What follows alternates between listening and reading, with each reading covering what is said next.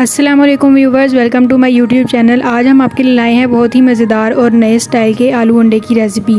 सबसे पहले हमने लिए हैं आलू 3 से 4 अदद, जिनको हमने काट लिया है। में हमने लिया है नमक हस्ब जायका, हल्दी 1 चम्मच, सुरख मिर्चें 1 चम्मच, सूखा धनिया जिसको हमने बारीक पीस लिया है 1 बड़ा खाने का चम्मच।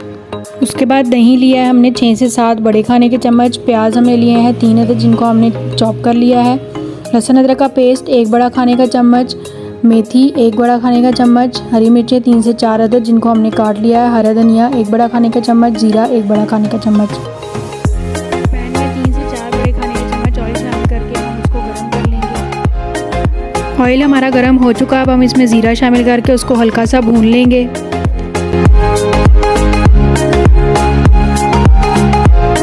ज़ीरे को भूनने के बाद हम इसमें आलू शामिल कर देंगे और उनको अच्छी तरह से भून लेंगे।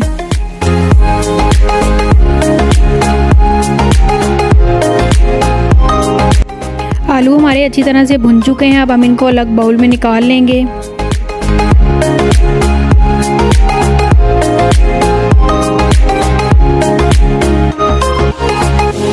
अब हम उसी ऑयल में प्याज शामिल करके उनको गोल्डन कर लेंगे।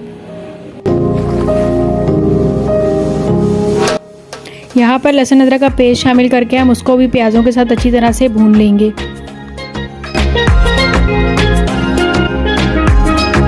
प्याज गोल्डन होने तक हम दही में अपने सारे मसाले शामिल करके उनको अच्छी तरह से मिक्स कर लेंगे।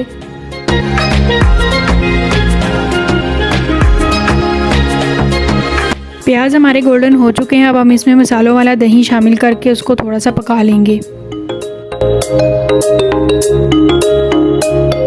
यहाँ पर हमने कलवंजी शामिल की है 1 छोटा खाने का चम्मच।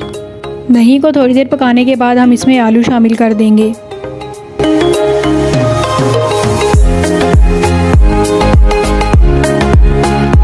आलू शामिल करने के बाद हम इसमें हरी मिर्चें शामिल करके उनको थोड़ी देर पका लेंगे।